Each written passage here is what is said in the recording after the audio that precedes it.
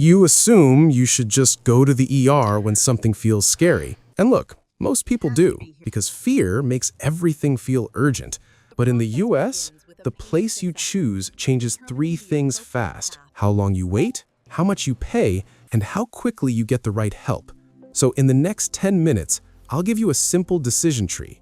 Not medical advice, just a practical way to choose between primary care, urgent care, and the emergency room. And by the end, you won't be guessing. You'll know what to do when you're stuck asking, is this serious or just annoying? Quick definitions. In plain English, primary care is your home base. They know your history, they manage ongoing problems, they renew meds, order labs, and coordinate specialists. And they're the best place for patterns. When something keeps happening and you need a plan, not a quick patch. Urgent care is for problems that feel too time-sensitive to wait days but aren't clearly life-threatening. Think same-day issues, minor injuries, basic testing, quick treatment. It's also a good option when you're thinking, if this gets a bit worse tonight, I'm going to regret waiting. The ER is built for one job: life and limb-threatening emergencies. It's where you go when minutes matter. Because the ER can do things urgent care usually can't: continuous monitoring, IV meds, advanced imaging, and immediate specialists. Here's the big mistake. People pick based on pain level or anxiety level, but the better way is to pick based on risk. Could this get dangerous fast? Could you pass out? Could you lose function? Could you stop breathing? So we'll do this in 3 steps. ER reg flags, go now; urgent care, today problems; primary care, book it problems. Plus, what to do after hours. If any of these show up, don't negotiate with yourself. Go to the ER or call 911, because this isn't about being dramatic, it's about time. Let's break it down into a few buckets. First, breathing and circulation. If you're struggling to breathe, you're severely short of breath, your lips look blue, or you can't speak full sentences, that's ER. If you have chest pressure or crushing chest pain, especially with sweating, nausea, or feeling faint, that's ER. And if you pass out, you can't stay awake, or you feel like you're about to collapse, that's ER. Next, brain and nerves. Sudden weakness on one side, face droop, slurred speech. Even if it comes and goes, treat that like an emergency. A sudden, worst headache of your life, especially with confusion or a stiff neck, don't wait that out. A new seizure or a seizure that doesn't stop, ER. Sudden vision loss or severe confusion, ER. Next, major bleeding or major injury. Bleeding that won't stop after firm pressure. A deep wound that's gaping open. A limb that looks out of place, or you can't use a limb normally after an injury. Head injury with repeated vomiting, confusion, worsening headache, or unusual sleepiness. Don't sleep it off. Get checked. Then, severe allergic reactions warnings, swelling of the lips, tongue, or throat, hives plus breathing trouble, or you feel faint like your body is dropping out, ER. And finally, serious infection warning signs, high fever plus confusion, high fever plus a stiff neck, severe weakness where you can barely function, or dehydration you can't fix, like you can't keep fluids down and you're getting worse. Here's the thing. People get stuck because they're waiting for certainty. But the ER isn't only for, I'm 100% sure this is life-threatening. It's for, this could turn dangerous fast, and time matters. And a practical note, the ER is also the right place when you might need things urgent care usually can't do. Continuous monitoring, IV medications, advanced imaging, or a specialist immediately.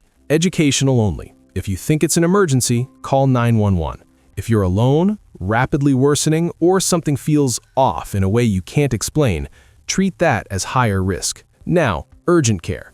The urgent care is the middle zone. Not obviously life-threatening, but you shouldn't wait a week. Think of urgent care as, I need help today, but I probably don't need the hospital. Here are common urgent care wins. Minor injuries. A sprain that's making you limp, a possible small fracture, especially if you can still breathe fine and you're stable, a minor cut that might need stitches, a minor burn, common infections and symptoms, sore throat with fever, ear pain, painful urination, sinus symptoms that are getting worse instead of better, a mild asthma flare that improves with your rescue inhaler, vomiting or diarrhea where you're still alert and can keep some fluids down, simple testing, A lot of urgent cares can do quick tests, strep, flu, or COVID tests, basic urine tests, and sometimes x-rays. They can prescribe certain medications, give you clear next steps, and tell you what would make this ER level. But urgent care has limits, and this is where people waste time. If you might need a CT scan, IV fluids, IV antibiotics, continuous monitoring, or hospital admission, urgent care may just send you to the ER anyway. So if you're already in that lane, don't do the extra stop. Here's a clean question to ask yourself. Would I be okay if this got 20% worse overnight?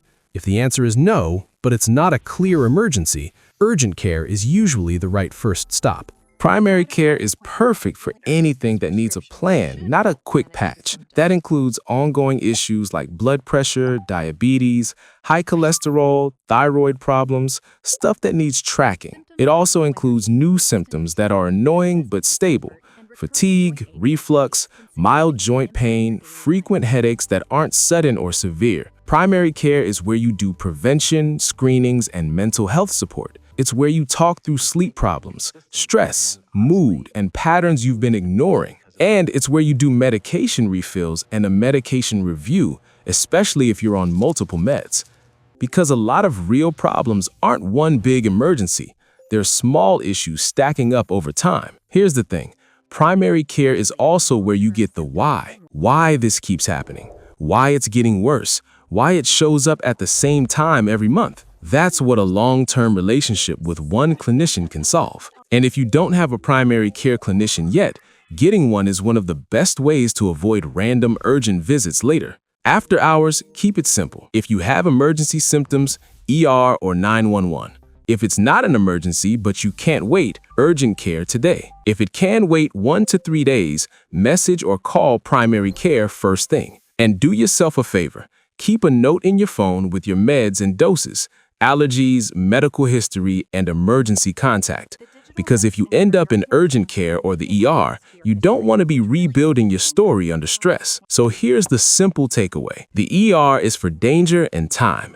Breathing trouble, chest pressure, stroke signs, major bleeding, severe allergic reaction, or major injury. Urgent care is for today problems, minor injuries, common infections, quick testing, and fast treatment. And primary care is for your long-term plan, ongoing issues, stable symptoms, prevention, refills, and referrals. If you want, I can make a one-page decision tree you can screenshot and keep on your phone. Just comment tree and I'll post it.